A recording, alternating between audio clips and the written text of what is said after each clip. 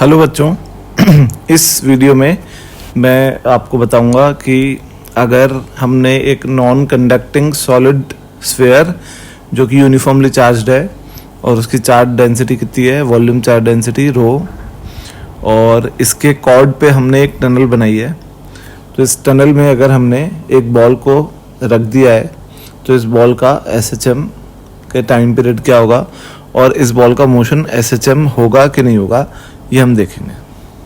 ठीक है, तो सबसे पहले अपन एक बात करते हैं कि कुछ डिस्क्राइब इसमें कर देता हूँ सिचुएशंस। ये सेंटर है, ये चार्ज डेंसिटी है रो। ये जो टनल बनाई है, ये टनल जो है ये डायमीटर से h ऊंचाई पे है, दिख रहा है आपको। स्फीयर का रेडियस है r और जो बॉल है वो इस वक्त सेंटर से y दूरी पे है। तो जो बॉल पे इलेक्ट्रिक फील्ड लग रही होगी वो सेंटर से दूर की तरफ होती है हमेशा, हम जानते हैं इस तरफ। तो क्योंकि बॉल पे चार्ज नेगेटिव है तो बॉल पे जो फोर्स लग रही होगी वो इलेक्ट्रिक फील्ड के अपोजिट होगी, F। ठीक है बात है ना। इसको F को मैं अलग कलर से लिखता हूं ताकि विजिबल हो जाएगा। तो यहाँ पे बेटा F की वैल्यू कितनी होगी, सबसे पहले E की वैल्यू कितनी होगी। E जो होगा इलेक्ट्रिक फील्ड, उसकी वैल्यू होगी रो y/3ε0। जहाँ पे बॉल है वो बॉल का पोजीशन जो स्फीयर का सेंटर है उससे y डिस्टेंस है, इसीलिए रो y/3ε0। और फोर्स जो लगेगी वो लगेगी मैग्नीट्यूड में QE। तो F हो गया Q रो y/3ε0। ठीक है, ये F सेंटर की तरफ लग रहा है, नीचे की ओर ये लग रहा है। ठीक है बात। तो अब ये जो F है, ये बॉल ऑब्वियसली टनल में ही चल सकती है, टनल में चलने के लिए बॉल रिस्ट्रिक्टेड है।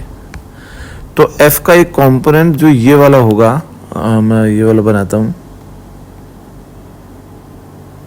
ये कंपोनेंट ये होगा F का F cos अल्फा और नीचे होगा F sin अल्फा। ठीक है ना। तो सबसे पहले अपन बात करते हैं कि जो इक्विलिब्रियम पोजीशन है, ऑब्वियसली ये टनल में ही चलेगा, तो जो इक्विलिब्रियम पोजीशन होगी वो ये होगी, ये वाली पोजीशन O है ना। इसको O' बोल देते हैं अपन। ये इक्विलिब्रियम पोजीशन होगी क्योंकि यहाँ पे आके जो फोर्स का कंपोनेंट है F cos अल्फा वो 0 हो जाएगा। ठीक है ना। जो भी फोर्स लगेगी वो y में लगेगी, y में जो फोर्स होगी उसको टनल का नॉर्मल रिएक्शन बैलेंस कर लेगा, तो नेट फोर्स 0 आएगी। तो रीस्टोरिंग फोर्स कौन सी है, रीस्टोरिंग फोर्स यानी जो फोर्स चार्ज को इक्विलिब्रियम पोजीशन O' की तरफ ला रही है वो है F cos अल्फा। F कितना है, F है F is equal to Q rho y/3ε0। तो रीस्टोरिंग फोर्स हो गई F cos अल्फा यानी Q rho y/3ε0 into cos alpha. अब बेटा ये जो ट्रायंगल बन रहा है, ये आपको ट्रायंगल तो दिख ही रहा है, मैं अलग से भी बना देता हूं।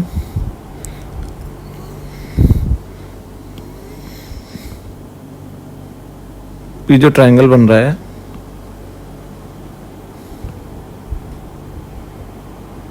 इस ट्रायंगल में ये y है, ये x है, ये अल्फा है और ये h है। तो y cos अल्फा क्या है, y cos अल्फा x है। तो रीस्टोरिंग फोर्स क्या हो गई, Q rho y cos alpha को x लिख देते हैं अपॉन 3ε0।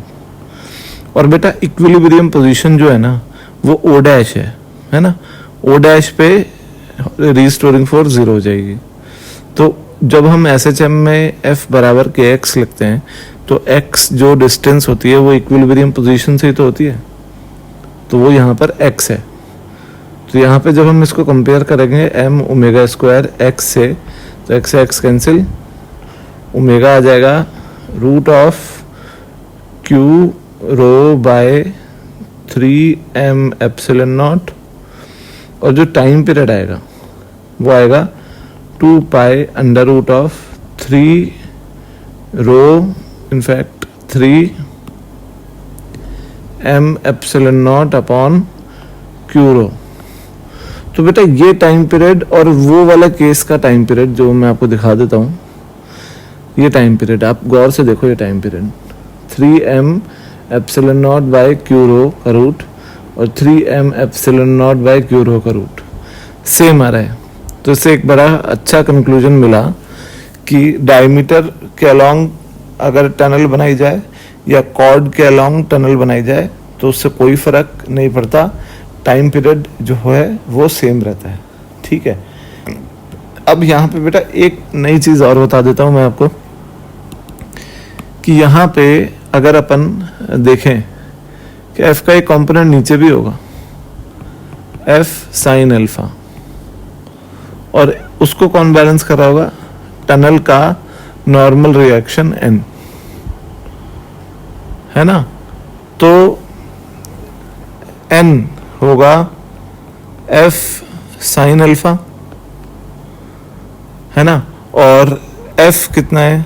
f है q rho y by 3 epsilon nought, q rho y by 3 epsilon nought sine alpha. और y साइन अल्फा क्या है? y साइन अल्फा है h, है ना। तो नॉर्मल रिएक्शन जो आ गया, यहां लिख रहा हूं